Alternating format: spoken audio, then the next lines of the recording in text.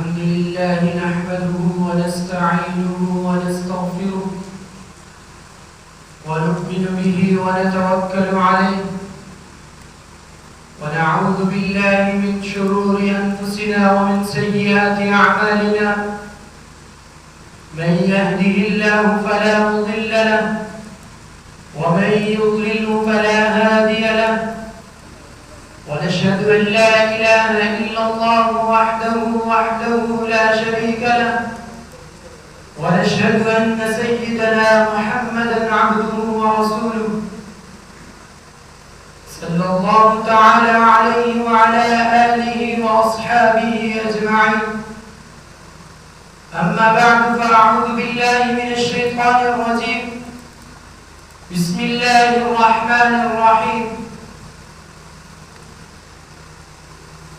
إن هذا القرآن يهدي للتي هي أقوم ويبشر المؤمنين الذين يعملون الصالحات أن لهم أجرا كبيرا. وقال تبارك وتعالى في مقام آخر: ألف لام ميم ذلك الكتاب لا ريب فيه. صدق الله العظيم. وقال النبي صلى الله عليه وسلم: خيركم من تعلم القرآن وعلمه،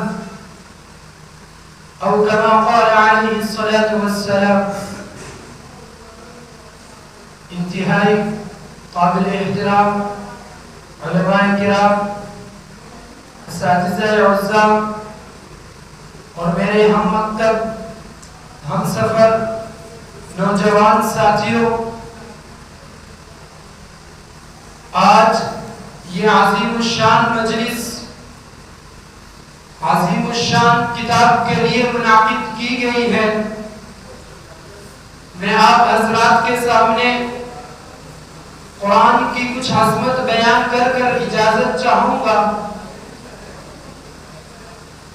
اگر یہ کہا جائے کہ قرآن اور صاحب قرآن ایک ہی چیز ہے تو یہ صحیح نہیں ہوگا، کیونکہ قرآن اور صاحب قرآن میں کچھ فرق ہے. قرآن علم ہے، نبی عمل ہے. قرآن حسن ہے، نبی تشریح ہے. قرآن اجمال ہے، نبی تفسیر ہے. قرآن کتاب کی شکل میں اللہ تعالیٰ کا کلام ہے، نبی چلتے پھرتے اللہ تعالیٰ کا کلام ہے. قرآن لاجواب ہے، کیونکہ یہ قرآن جس نبی پر اترا وہ نبی لاجواب ہے. قرآن لازوال ہے، کیونکہ یہ جس نبی پر اترا وہ نبی لازوال ہے. یہ قرآن بے مثال ہے، کیونکہ جس نبی پر اترا وہ نبی بے مثال ہے. آئیے دیکھتے ہیں حضرت موسیٰ علیہ السلام پر تورات اترنے کا وقت آیا تو رب کریم نے کہا: اے موسیٰ تور پہاڑ پر چلا جا، میں تجھے کتاب دوں گا. اسی طرح زبور اترنے کا وقت آیا تو اللہ تعالیٰ نے داؤد علیہ السلام سے کہا: اے داؤد اپنے عبادت گاہ میں رہو، میں تمہیں کتاب دوں گا. لیکن میرے نبی کی شان دیکھیے، میرے نبی کی شان دیکھیے. میرے نبی مکہ میں تھے، قرآن مکہ میں آیا. میرے نبی مدینہ چلے گئے، قرآن مدینہ میں آیا. میرے نبی گدی میں تھے، قرآن گدی میں آیا. میرے نبی مسجد میں تھے، قرآن مسجد میں آیا. میرے نبی خندق میں تھے، قرآن خندق میں آیا. میرے نبی احد میں تھے، قرآن احد میں آیا. یہاں تک کہ میرے نبی عائشہ کے بستر پر تھے تو قرآن عائشہ کے بستر پر آیا. سامعین محترم، دنیا میں آپ نے بہت سی کتابیں لکھی ہوں، بہت سی کتابوں کو آپ نے پڑھا بھی ہوگا. چاہے کہ وہ میٹرک کا نصاب ہو یا فرسٹ ایئر یا سیکنڈ ایئر کی کوئی کتاب ہو، کوئی MB کی کتاب ہو یا MA کی کتاب ہو، آپ نے کسی کتاب کو بھی پڑھا ہوگا. لیکن ذرا سوچئے، ایک کتاب کو ایک بار پڑھنے کے بعد آپ اس کو رکھ دیتے ہیں، دوبارہ پڑھنے کو آپ کا جی نہیں چاہتا. اس کتاب کو دوبارہ دیکھنے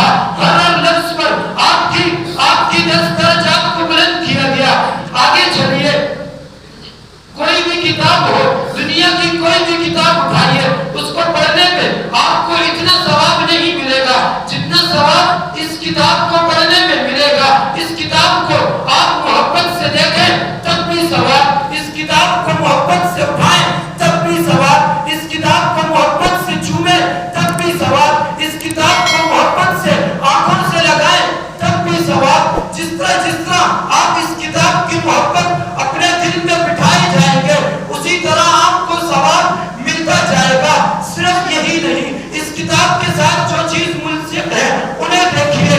تو بھائی اگر آپ مسجد میں لا کر حافظ قرآن کو دیتے ہیں تاکہ حافظ قرآن اس تپائی پر قرآن رکھ کر پڑھے، تب بھی آپ کو ثواب ملے گا۔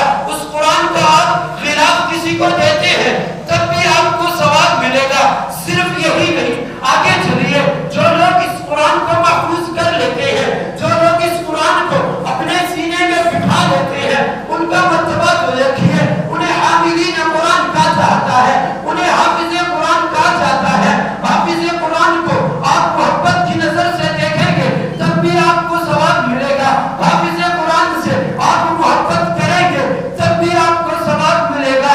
حافظ قرآن سے آپ محبت کریں گے تو رب کریم آپ سے محبت کریں گے۔ حافظ قرآن کو آپ اپنے سینے سے خوشی کے ساتھ اس لیے لگائیں گے کہ اس کے سینے میں قرآن ہے، تب بھی آپ کو ثواب ملے گا۔ یہ ہے حاملین قرآن۔ سامعین محترم، کیا نشان ہے حاملین قرآن کی؟ کیا نشان ہے ان لوگوں کی جنہوں نے اپنے سینوں میں قرآن کریم کو محفوظ کر لیا؟ ایک قاری صاحب اگر ایک بچے کو بٹھاتے ہیں تو اس کو فرماتے ہیں اقرا، پڑھ بسم اللہ الرحمن الرحیم۔ وہ بچہ پڑھتا ہے بسم اللہ الرحمن الرحیم تو عبداللہ ابن مسعود رضی اللہ عنہ کی روایت ہے، آپ صلی اللہ علیہ وسلم نے فرمایا جب اس بچے نے کہا بسم اللہ الرحمن الرحیم تو اللہ تعالی اس بچے کے، اس استاذ کے، اس بچے کے اور اس بچے کے والدین کے تمام گناہوں کو معاف کر دیتا ہے۔ یہ اس بچے کی بات ہے جس نے ابھی قاری صاحب سے بسم اللہ الرحمن الرحیم پڑھا۔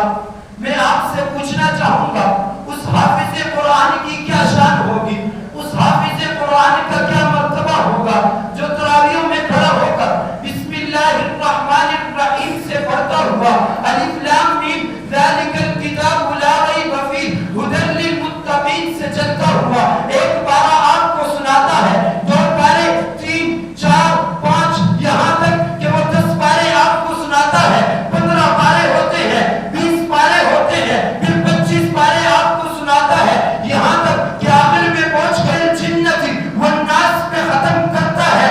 آپ مجھے بتائیے اس حافظ کا کیا مرتبہ ہوگا، اس حافظ کی کیا شان ہوگی جب رب کریم نے ایک بسم اللہ الرحمن الرحیم پڑھنے والے کو اور اس کے والدین کو بخش دیا تو اس حافظ کا کیا ہی مرتبہ ہوگا۔